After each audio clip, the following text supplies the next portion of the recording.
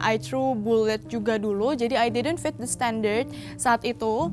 Sampai akhirnya aku kayak, I'm losing myself, I'm losing that confidence. Karena aku jadi questioning myself. Pasangan yang supposed to be supportive juga kayak dia menyalahkan how I look gitu. Bahkan dia kayak pernah bilang ke temennya kayak, boleh nggak tukeran muka sama that hurt. Kayak, oh my God. Emang awalnya mungkin kelihatannya that's funny, but it's not that funny loh ternyata.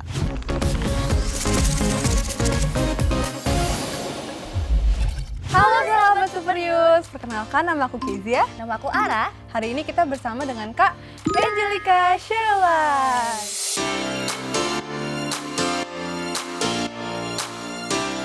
Nama aku adalah Angelica Sherlock, cuman karena emang panjang dan mungkin agak susah ya.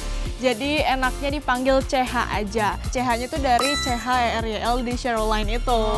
Gitu. Hari ini ternyata Kak CH ini pernah mengalami bully, pernah juga ada di toxic relationship, pacaran dan temenan, salah jurusan di kuliah, bahkan pernah menjadi finalis Gadis Sampul 2020 ya Kak? Betul. Luar biasa.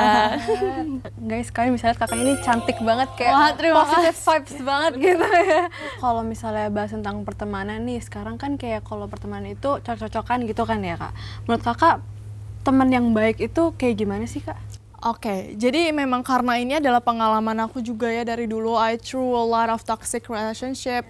Jadi I can say that segampang kalau misalnya teman kita yang memang cocok untuk kita, yang memang harusnya untuk kita itu adalah teman-teman yang memang supportive and not judging. Pertemanan yang baik itu as simple as you have a supportive and positive environment. Apa aja sih Kak pengalaman yang nggak enakin selama Kakak sekolah ataupun mungkin sampai saat ini gitu? Sebenarnya nggak enaknya itu ya namanya hidup ya, pasti kayak akan ada asin, asam dan lain sebagainya. Cuman kalau yang paling memang turning back itu I threw bullet juga dulu, jadi I didn't fit the standard saat itu. I didn't fit the standard, terus juga kayak aku karena waktu itu aku lagi pubertas dan aku emang tipikal yang sangat sensitif.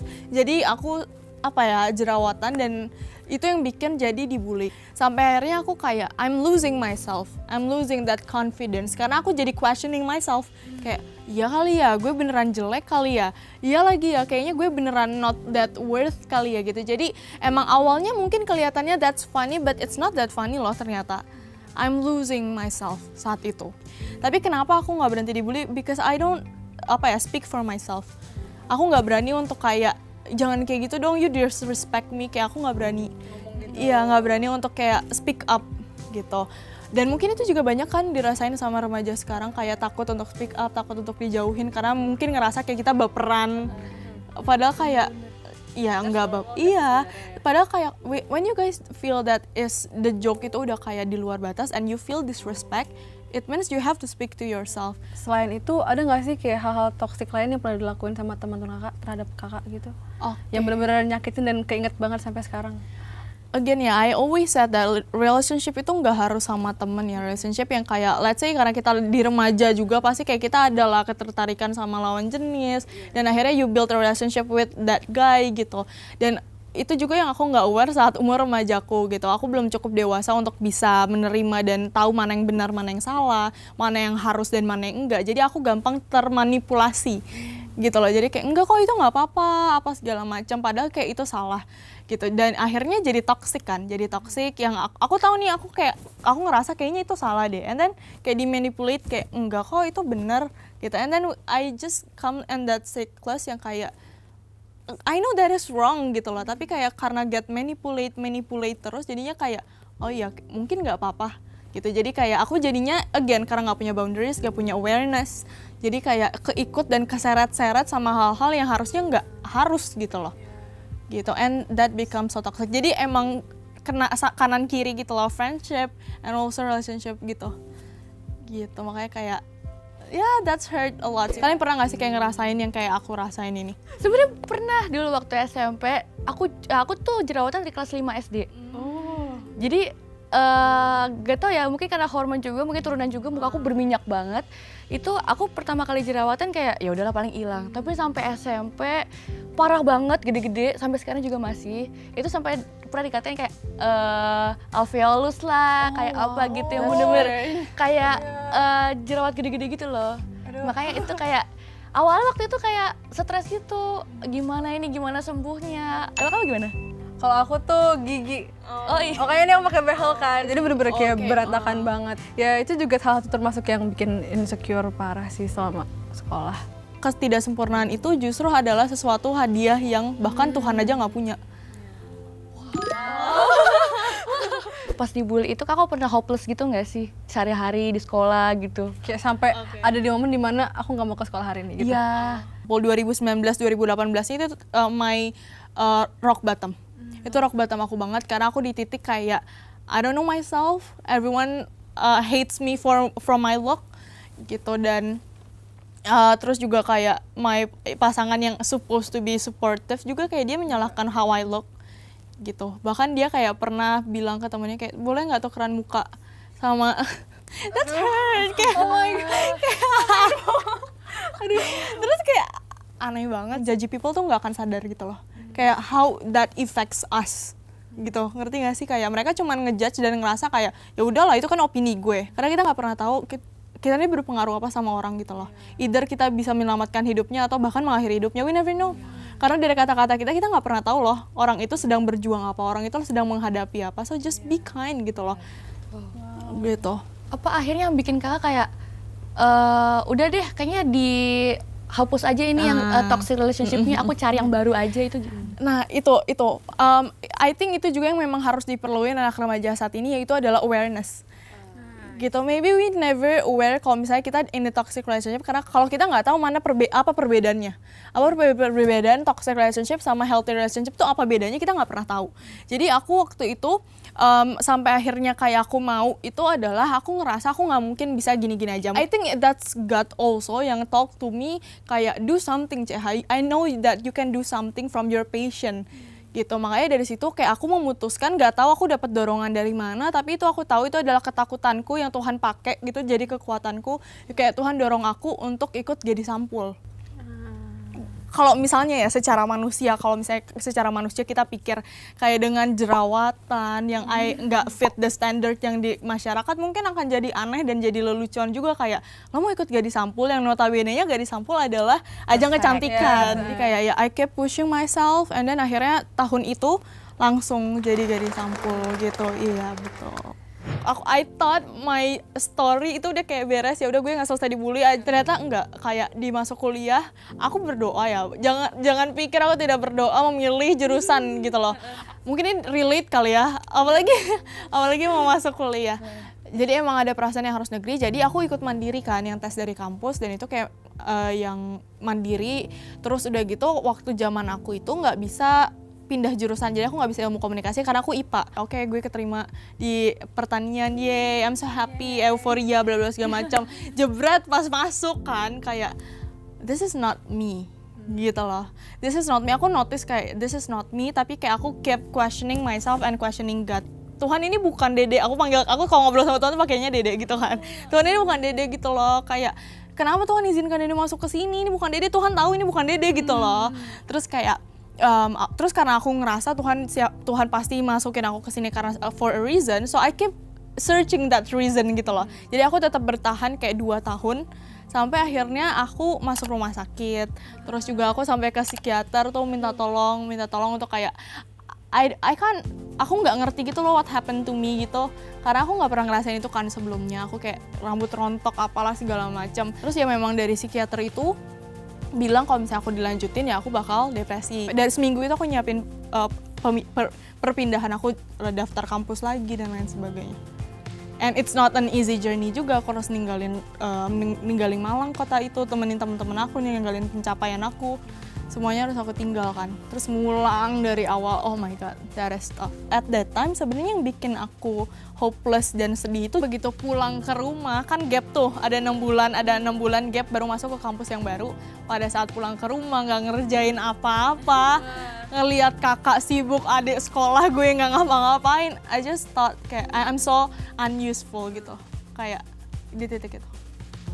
Gitu. Jadi kalau dari pengalaman kakak gitu, kan kita juga mau masuk kuliah nih, kita juga takut bener, gitu. pasti. Apalagi buat teman-teman nonton juga, mereka kan mungkin nanti akan memilih jurusan. Ada nggak kak tips buat kita supaya kita jangan sampai salah jurusan deh gitu? Oke.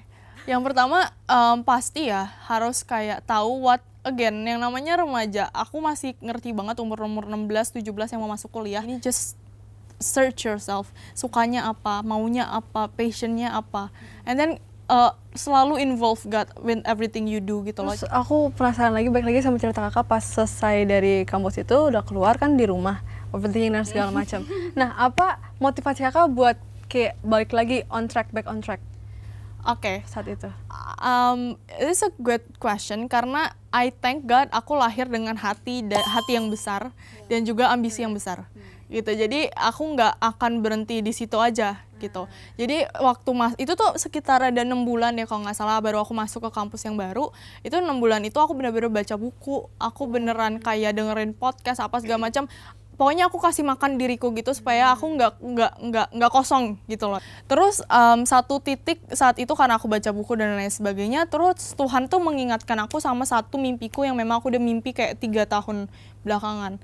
Yaitu aku tuh mimpi untuk bisa bangun organisasi. Aku jadi kayak mikir everyone can be the best version of themselves if they have a supportive and positive environment. But the fact is not everyone has it kan.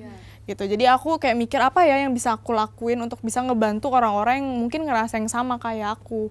Gitu. Jadi aku kayak berpikir aku pengen deh bangun organisasi untuk nge-provide supportive and positive environment buat mereka. And then pas masa gap year itu, aku bikin organisasi namanya Your Growth Indonesia.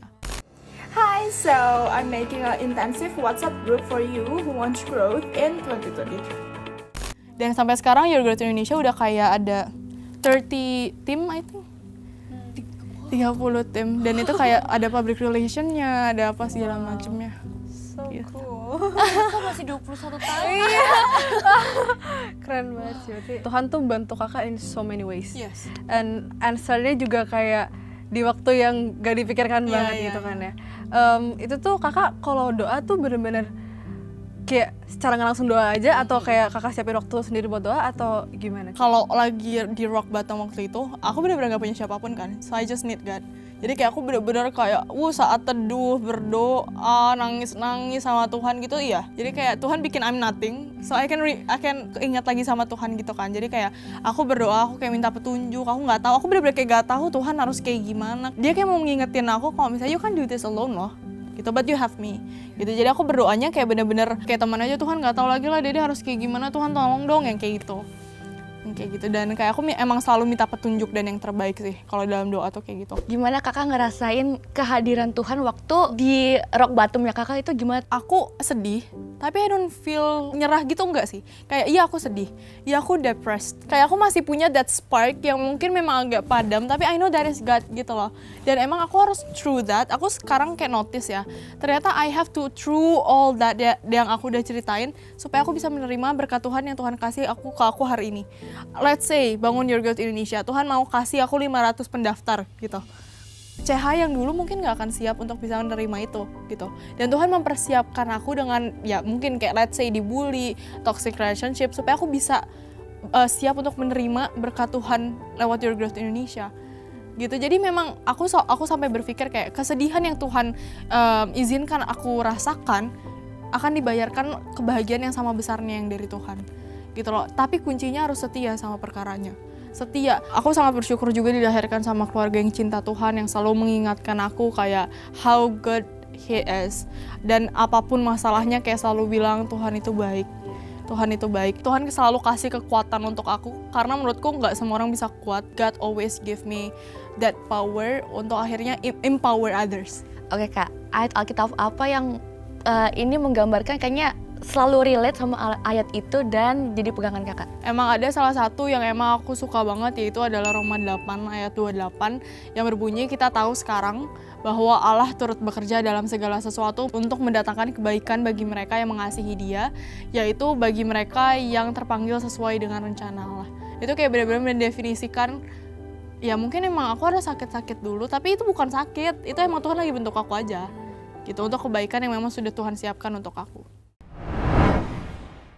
Buat semua sahabat Super Youth yang saat ini sedang bergumul dengan berbagai masalah, kamu yang merasa sakit hati atau menyimpan kebencian atau kepahitan dengan orang yang menyakiti kamu seperti teman, sahabat, keluarga, buat kamu yang merasa minder, terpuruk, dibully, merasa kesepian dan tidak ada yang peduli dengan setiap masalah yang kamu hadapi, ini waktu yang tepat untuk kamu langsung kontak nomor di bawah ini. Karena layanan doa dan konseling CBN secara khusus mau berdoa untuk kamu.